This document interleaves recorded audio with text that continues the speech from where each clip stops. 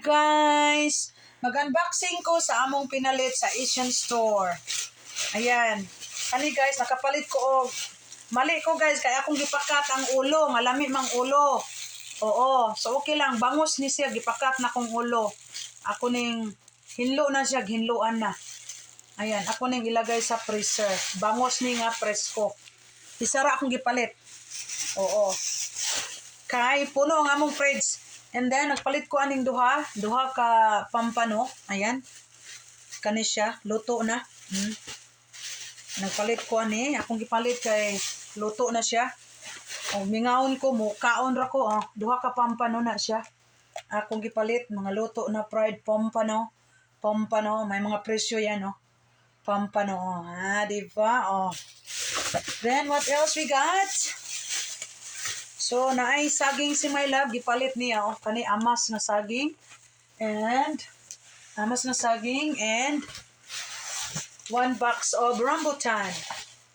1 box of rambutan, ayan.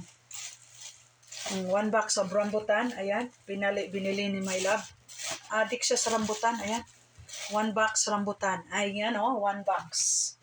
Ayan, lagay natin sa counter. Ayan, ito pa yung mga pinamili ko. Yan, bumili ako ng talong. What else I got? Ayan, binilhan ko si Honey ng ampalaya. That's his favorite, ampalaya. And I got kalabasa. Kalabasa or kalabasa sa Bisaya, kay maggata ko. And napang binili ni Kapiskot. Meron tayong bok choy. Ito yung bok choy natin. Bok choy. Masarap to sa sinigang. Masarap to igisa. Whatever you want. Masarap i-steam. Itong bok choy. Ayan. Maliliit na bok choy.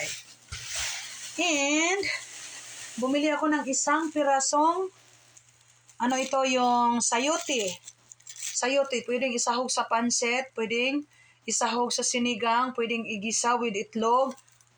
Depende sa'yo. Pwede rin igisa with sardinas. Ito, bumili na ako isa. Next time, dalawahin ko na. And then, kamatis, bumili ako. Kasi nga, magsinigang tayo. Diba? 2 kamatis lang.